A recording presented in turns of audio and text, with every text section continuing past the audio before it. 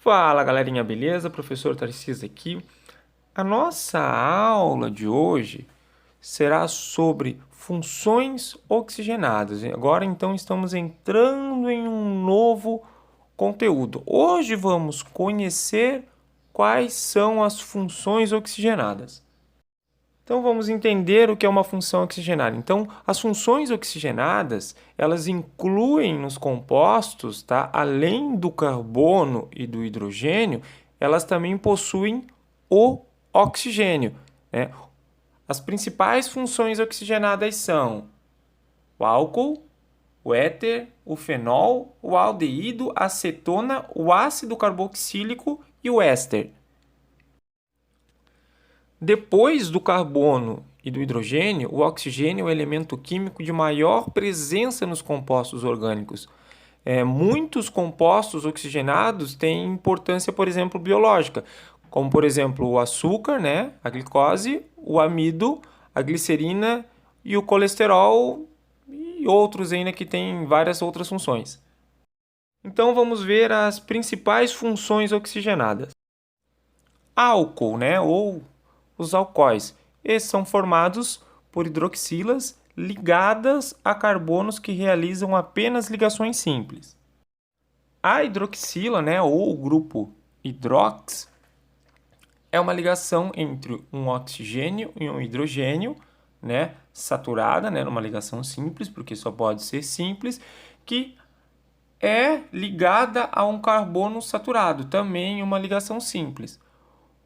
Os alcoóis eles podem ser primários, secundários ou terciários.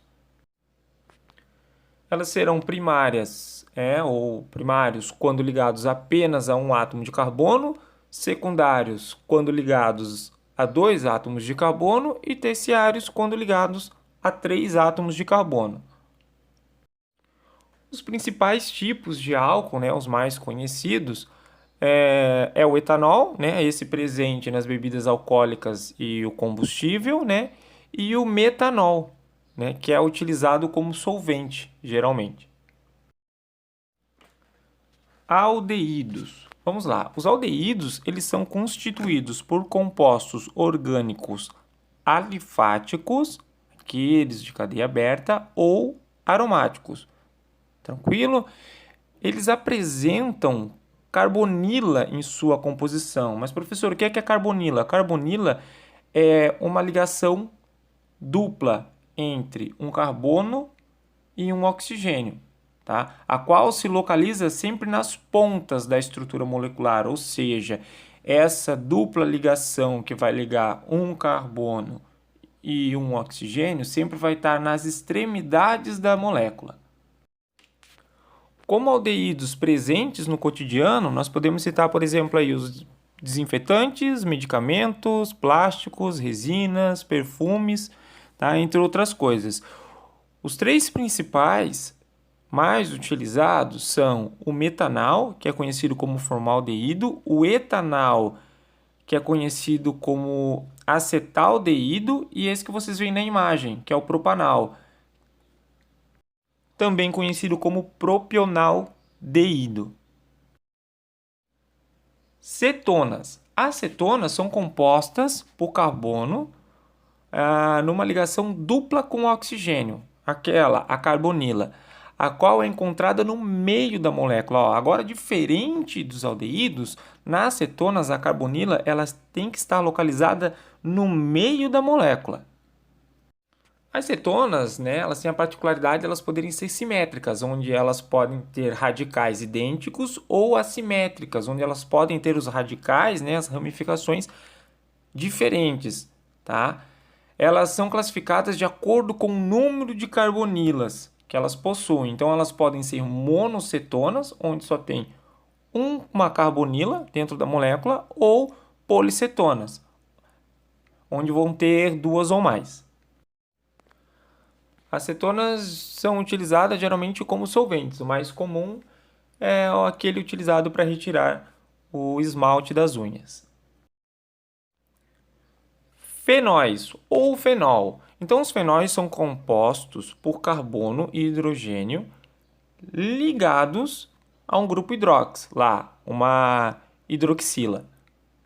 Mas então qual é a diferença entre o álcool e o fenol? É que os fenóis, eles são compostos orgânicos com uma ou mais hidroxila, né, aquele OH, e elas são ligadas diretamente aonde? Em um anel aromático, como um exemplo que vocês podem ver aí na imagem. Os fenóis, eles se dissolvem em álcool e éter, e a maior parte deles, né, preciso ter muito cuidado na hora do manuseio, porque geralmente eles são corrosivos e tóxicos, né, que pode causar aí danos físicos se forem manuseados de maneira inadequada e sem a orientação correta. Eles são classificados conforme o número de hidroxilas que apresentam. Então, eles podem ser monofenóis, com apenas um grupo hidrox presente, difenóis com duas hidroxilas e trifenóis com três hidroxilas. Geralmente são utilizados na fabricação de explosivos, bactericidas e na tão famosa creolina. Éster, o ésteres, né, e o ácido carboxílico. Então, ambos são bastante parecidos, tá ok? Mas eles têm uma diferença entre eles. É que o éster tem um radical carbônico, enquanto os ácidos carboxílicos têm um radical hidrogênio. Então, como dito, né, o éster ele tem um radical carbônico. Tá? Esses compostos orgânicos só conseguem ser dissolvidos em álcool, éter e clorifórmio. Tá? Os ésteres são flavorizantes. Isso quer dizer que eles são utilizados para aromatizar outras substâncias, por exemplo, doces, sucos e xaropes. Eles também apresentam lá, né, a carbonila, né, aquela ligação dupla entre o carbono e o oxigênio, e na sequência da cadeia terá outro oxigênio ligado a esse mesmo carbono através de uma ligação simples. E na sequência desse oxigênio virá outro carbono. Ácidos carboxílicos. Então, os ácidos carboxílicos, eles podem ser alifáticos, né, quando estão em cadeia aberta, ou aromáticos quando estão presentes em um anel aromático. Eles são classificados conforme o número de carboxilas que apresentam. Então, eles podem ser monocarboxílico, né, com uma carboxila, dicarboxílico, com duas, e tricarboxílico, com três carboxílicos. Eles têm a presença ali, né, do grupinho do carbonila, né, que é aquela ligação dupla entre o carbono e o oxigênio, e na sequência, esse mesmo carbono vai ser ligado a uma hidroxila, que é o que dá origem a esse grupo carboxila. Daí onde vem, né, a função, né, dos ácidos carboxílicos. Esses ácidos geralmente têm uma energia de ligação fraca, né, os ácidos formados pela carboxílica são ácidos fracos, e muitas vezes, né, a maior parte deles tem um cheiro desagradável, né, como o vinagre, né, ou ácido etanóico. E por último, né, o éter, né, ou éteres, né, são compostos geralmente muito inflamáveis, formados por oxigênio entre duas cadeias de carbono. Isso ocorre através de uma ligação saturada, ou seja, de uma ligação simples. Essas substâncias elas podem ser encontradas nos estados líquido, sólido e gasoso, e uma característica delas é que elas têm um cheiro muito, mas muito forte. Podem ser simétricos, que tenham radicais idênticos, como por exemplo aí na imagem, né, onde eu tenho os radicais, as duas cadeias carbônicas elas são iguais em ambos os lados, ou assimétricos com radicais diferentes. E a principal utilização dos ésteres, né, geralmente eles são utilizados como solventes. Bom, galerinha, por hoje é isso. Chegamos ao fim desta videoaula. Na próxima videoaula, continuaremos falando sobre as funções oxigenadas. Só que agora vamos dar ênfase, né, à nomenclatura das funções oxigenadas. Mas, como eu sei que vocês são muito inteligentes e dedicados, vocês devem pegar a apostila de Química lá, o módulo 20, ela vai estar escrito assim na capa: Compostos Orgânicos Oxigenados 1.